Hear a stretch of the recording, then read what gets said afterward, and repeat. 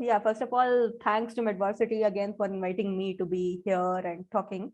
And it's a lovely experience for me. The last time I was here, it was on the topic of maternal and child nutrition.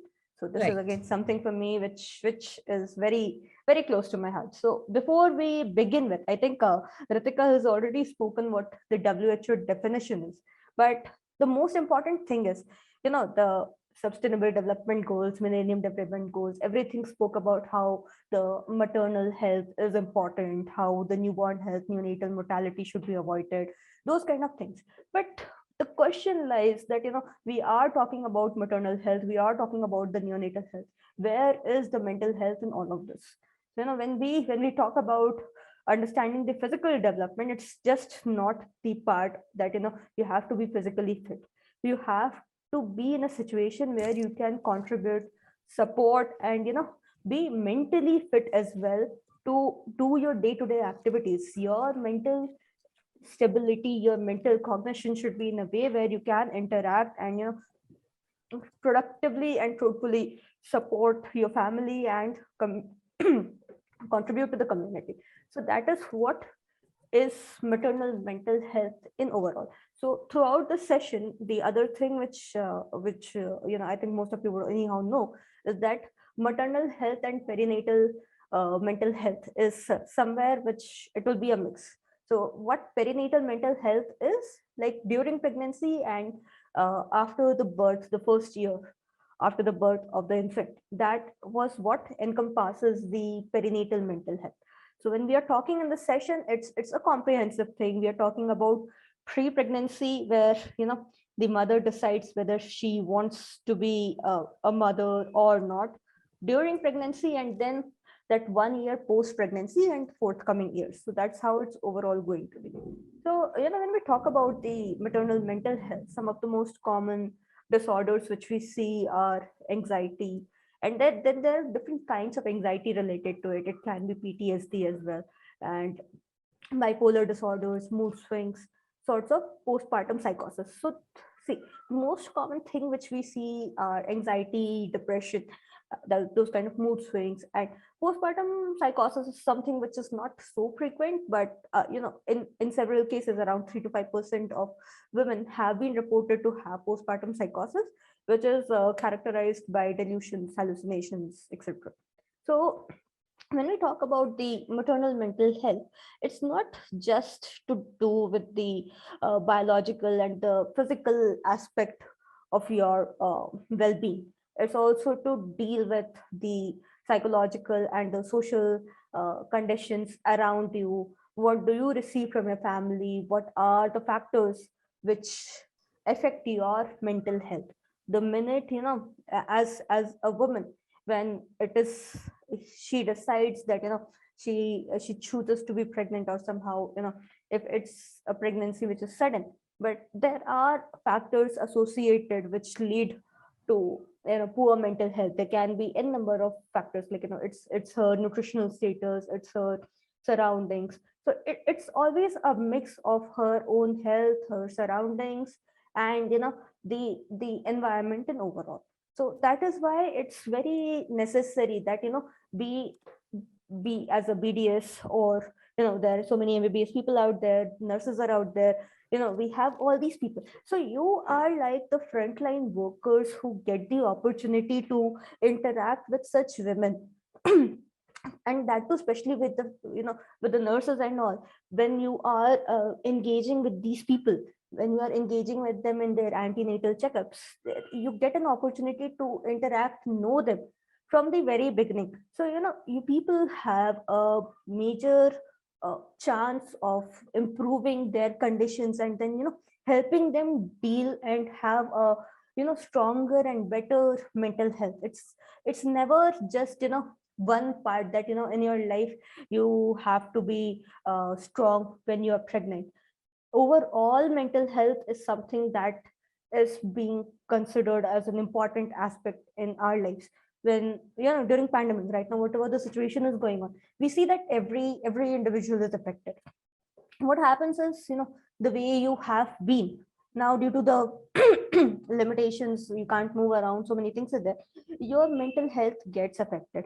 Now it can be an adolescent, it can be you as an adult, but when it comes to a mother, when it comes to a woman, she has a number of other responsibilities as well.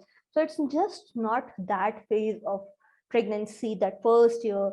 Throughout her life, she has to have that, state of proper well-being where she can cope with whatever she has to do on a day-to-day basis, her daily stressors in life, and then still contribute to her family and her community.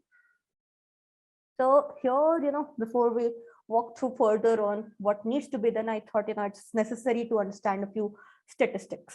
So yeah, that basically helps, to kind of, you know, quantify what are we looking at and why it is so necessary.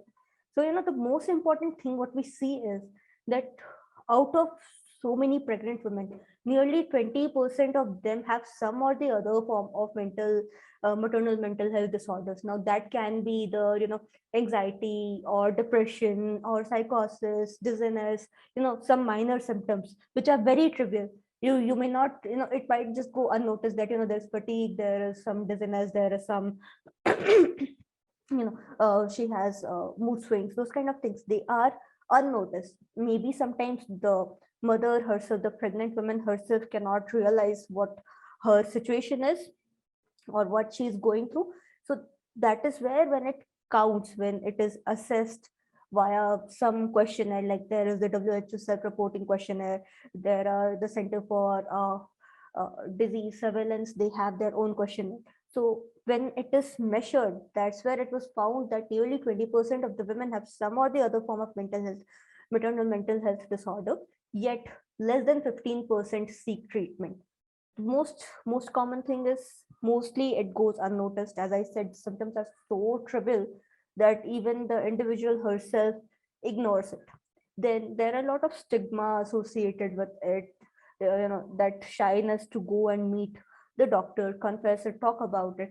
These are some of the very common reasons why these women still do not seek treatment. So when we look at the numbers, how we see it is that, 1 out of 7 women experience depression during their pregnancy. It's more often, nearly 15% women develop anxiety in their perinatal phase. And a lot of them, it's found that, this depression, this anxiety is somewhere associated with the socioeconomic status. So it's seen that nearly 50% of the women who are living in poverty are prone to have such maternal mental health disorders. When we talk a little more on the type of OCDs, like when you have that symptom of harming your baby, be it various reasons, it can be intentional, unintentional, that worry, that guilt. It was found that nearly 3 to 5% of those mothers develop OCD. Further talking about, when we break it down geographically, it was seen that in Asia and Africa, nearly 15 to 28% of such mothers have depression, while in Latin America, again, the socioeconomic status, the cultural stigma, those kind of things affect a lot. And it was seen that nearly 35 to 47% of pregnant women were found to have depression. So what do these numbers, what do these statistics mean? I mean, we have developed so much, we have all these SDGs, we have so many NGOs and, global fundings going on to work around improving maternal health, improving neonatal health. But what do we see here? You see, majorly what kind of comes up is that, effort is taken, but still mental health, something which is so coveted still now in a country like India, in those low middle income countries, that people are shy to come around and even talk about it. They will deal with their own symptoms, they will deal with their own anxieties, but they would not want to discuss this. So I mean, where is it leading to right now, when we have progressed so much? All these telecommunications and telemedicine therapies are there, and still not being utilized so often. So these numbers tell us that, right now, as those frontline workers, be as dentists who interact with such patients during their pregnancy or trimesters, be as nurses, be as doctors, wherever we are, if we are in that position, we have such patients, it is our foremost duty to engage with them and understand in the very beginning, in the very initial stages, that is she doing well? And when we mean it's about doing well, you really need to get into it and understand what she is going through. It just cannot be something very superficial. So when I'll be talking in the next slides, that's about in few of the slides.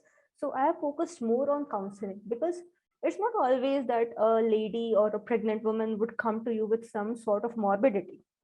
Sometimes she just needs comfort. What are we supposed to do when we have such patients? What are we supposed to provide them and deal with, and those kind of situations?